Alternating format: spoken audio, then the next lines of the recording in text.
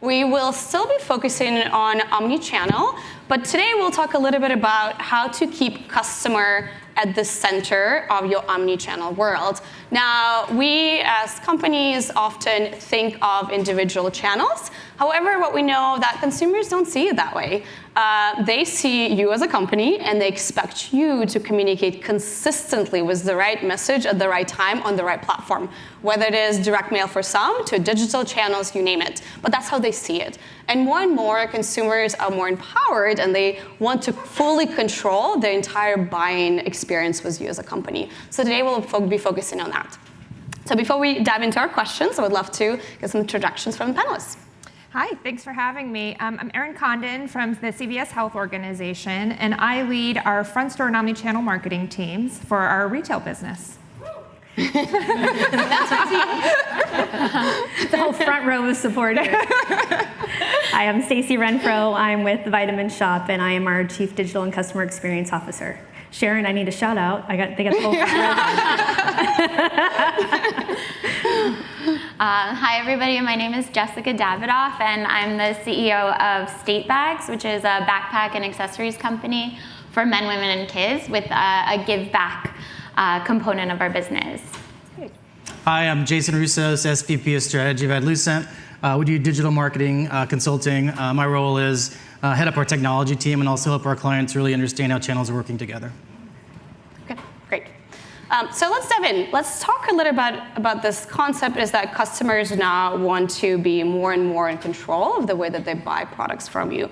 So I'm curious to hear, how have you shifted the thinking within your organization to start being able to accommodate this new buying experience? So I can start. So we've always been a data-driven and customer-centric organization, so that really hasn't changed. What has changed is the access to different types of information is so much robust, which has led us to make different decisions. So as an example, last year we announced that CVS would make a commitment to transparency in beauty advertising with the CVS Beauty Mark. And we came about that by watching what people were doing and what they were saying and piecing those things together in a unique way, right? So we saw consumers engaging with influencers more, engaging with brands on social media platforms, but really understanding why that behavior is happening, not just the what, but the why behind it. And we unlocked this interesting insight about how there wasn't enough transparency and authenticity in the industry. And so, as a large-scale retailer, we were able to do that. Now we're doing that consistently across our physical and digital presence, along with our partners. And it's been really exciting to see, particularly the younger millennial consumer, respond really well to that move, because she didn't overtly come out and say, this is what I'm looking for, but we were able to dissect what was important to her based on her behavior. Yep, transparency and authenticity always wins. So obviously you guys heard a little bit from Sharon earlier today, and that we've been doing a lot just in understanding who our customer really is, right? So we haven't been as far advanced in terms of how we're using that information in highly sophisticated ways.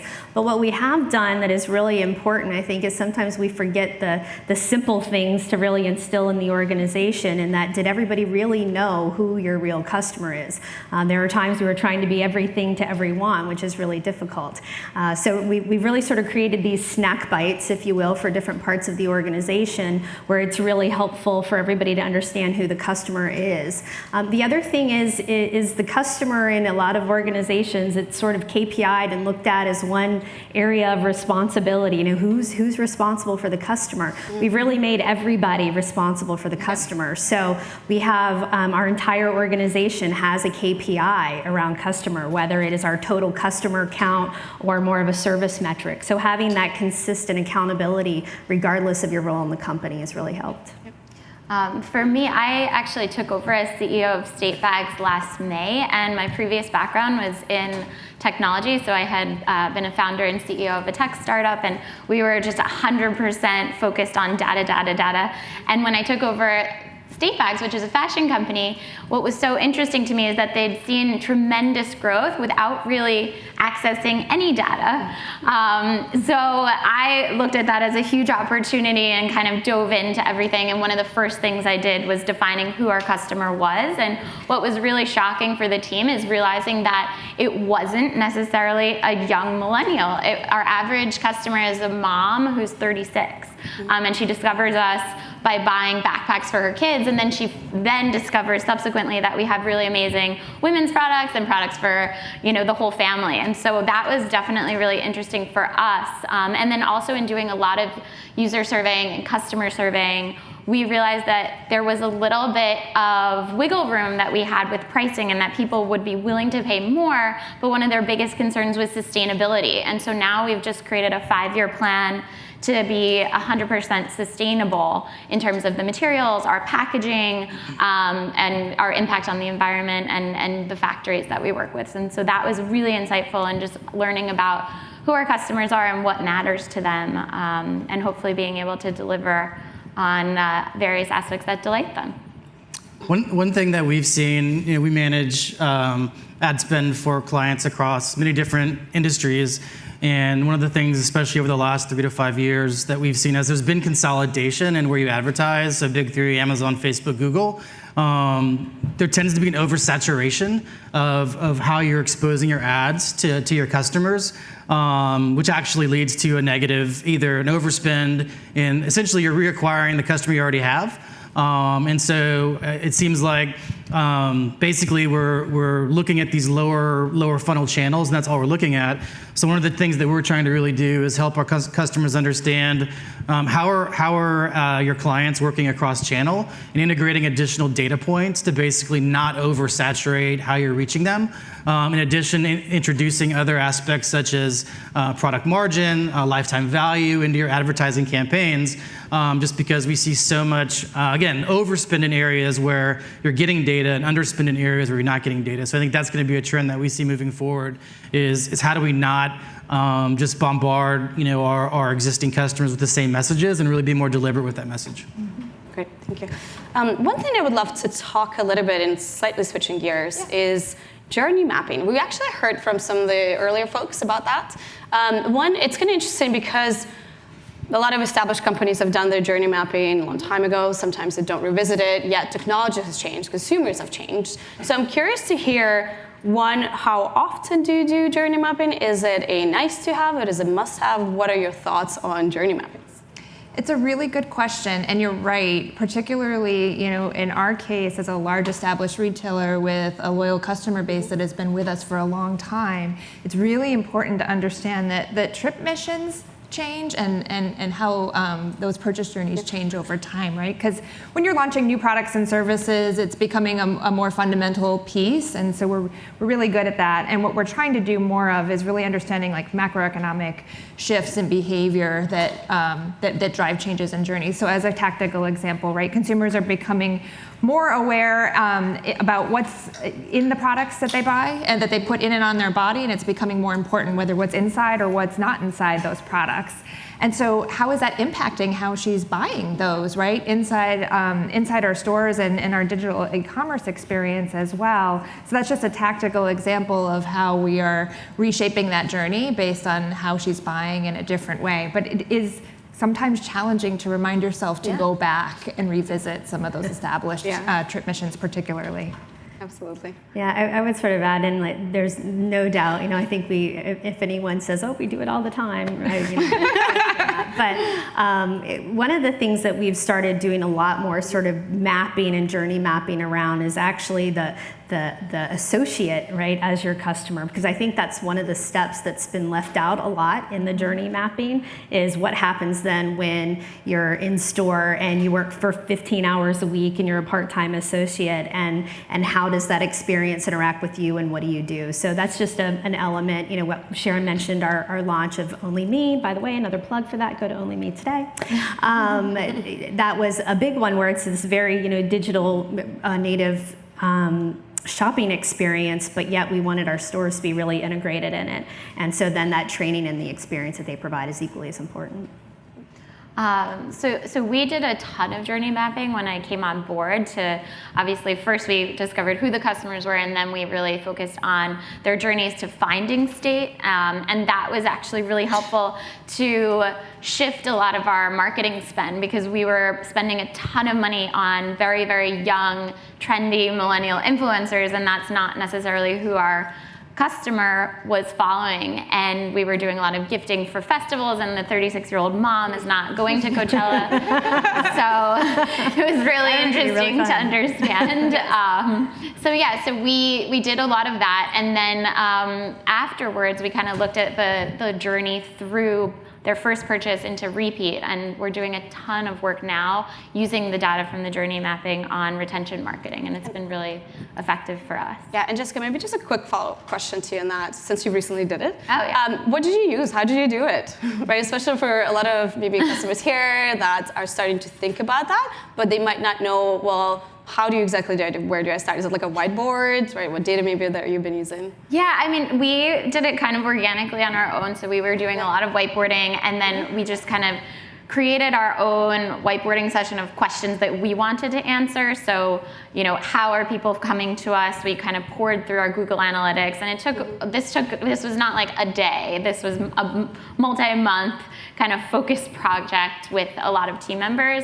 I know HubSpot does have some tools that does this if you want templates, but I had done this before at previous companies and kind of used some of the things that I liked before. So we did that kind of organically, but it was a lot of pouring into your Shopify data, your Google Analytics, your Instagram Analytics, and really it starts with the questions that you want answered, and looking at where you were spending, what's driving the most impactful kind of retention and acquisition marketing for us. Okay. I have a little different perspective on journey mapping. In a previous life, I was co-founder of a company. We sold appliances online. And Amazon, this was probably 5 to 7 years ago, Amazon was a bigger part of our business. We focused on Seller Central, and one of our questions was, how are our customers engaging cross-channel? So we actually implemented a Snowflake data warehouse. I know there was a conversation earlier about how to use your data.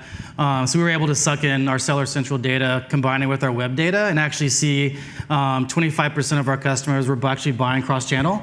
And so it changed the way that we valued our customers, because if we had not done that, we probably would have lost a big part of our retention. So I would say anyone in this room that's not trying to use your Amazon data, you should definitely use your Amazon data to try and understand how are your brands, how are you acquiring customers through that channel, and also how are they shopping across site and brand. Different perspective, but I think really, really important. Yep, absolutely, all of them are. So we've talked a little bit about journey mapping. Now we'd love to talk about testing and learning. So in our omnichannel world, there's a lot of different channels, there's a lot of different learning. So I'm kind of curious to one, how do you approach testing and learning, and how do you make sure that your customers are getting the best possible experience across all those channels? It's a good question, and we do a lot of it, right? And particularly in the digital age, again, I really do want to double down on this idea of understanding the why behind the what, because particularly with digital optimization tools, right? You can see what people are doing and then optimize to A or B based on that behavior, but not really understanding why may not get you to the best possible outcome. So we're doing more of that, again, not just leveraging the digital tools and technology available to that, but also prototyping within our store environment. So as an example, we opened some elevated beauty stores last year, and we have 3 health hubs in the Houston market right now, and we're treating those as living and breathing prototypes, right?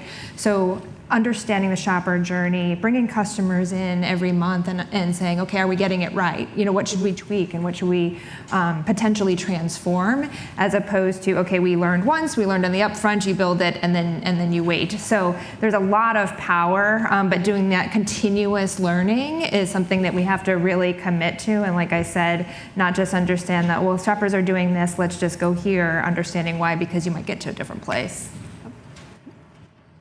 I'd echo all of that. Yes, check, done. Okay.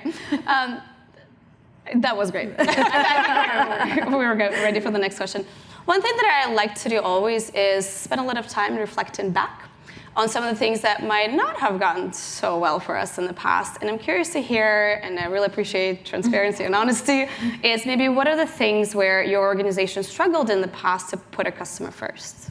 Yeah, I actually thought of this today as I was listening to several of the different speakers. A couple of years ago, the Vitamin Shop implemented a subscription program, obviously more of the commoditized of your vitamins and supplement delivery. Yep. And at that point, it was about speed and getting it up and going as fast as they possibly could. In the meantime, what we've learned obviously is that it created, by going quickly and not thinking through every single customer journey along the way and what would happen if we changed an item or what would happen if we were out of stock, and going through all the different what if scenarios, we created some experiences that were not optimal for our customers, and winning back a customer who experiences a less than optimal experience is really difficult. And not only that, our stores were a really big program and still are a very big part of selling this program to our customers. And once your team of associates loses confidence in something, that's even more difficult to overcome. So that's definitely, I think, was a learning for our company, in that there was not enough testing, not enough learning, and not enough journey mapping to very relevant topics, and the importance of really playing all that through and making sure the execution's right for the customer. Yeah. So for us, I think that one of the areas that we've tried to kind of implement something for the customer that didn't necessarily go as planned was on rewards programs for people who were kind of telling all of their friends about us, and the rewards that we were offering weren't necessarily the right type of rewards for our customer. And now that we've kind of evolved and really researched who she is and who he is, we're kind of we put it on hold for a minute, and we're gonna rework that for 2020. And then another area where we listened to the customer and it didn't actually work very well for us was regarding the product. So people, when we were doing these customer surveys, were saying that they would love for us to launch, leather bags and small leather goods, and that was something that they were so interested in. And then we launched all of these products, and none of them sold. And it was really upsetting and very confusing. And it was one of those things where if you ask the customer what they want, they're probably not the best person to tell you. So that was interesting for us, and now we're kind of shifting away from that again, and learning what types of leather goods people are coming to us for, and what they're going to other kind of super high-end luxury brands or more kind of trendy brands. But it was really interesting to see that was like 85% of people wanted leather goods, and it was one of our. I think that's a fair point in that, sometimes trying to figure out who isn't your customer, right? Because today, it's so easy to cast a wide net and you get people buying stuff from you, but it spreads you too thin. So trying to figure out who do you have to exclude to really serve your core customer. Yep. Well, thank you so much for sharing. I really appreciate this kind of honest, transparent feedback. So we only have about 2 minutes left, so instead of going through one more question, I thought maybe we'll just open it up to the audience and see what questions we have. James Data, Park Supply of America. We do also distribution of plumbing and heating parts, and B2C online distribution of plumbing and heating parts also. My question is, how did you marry data from Seller Central, as you mentioned, with data on your website to be able to create a profile of the customer journey? Sure. So within Seller Central, you have access to all the shipping records for the most part. So basically, you should be able to take that data and match it back against your other records. And the data is not perfect, but again, with any type of data warehouse, you should be able to merge that data to get a better view of how your customers interact between both channels. In Vendor Central, you can't do it.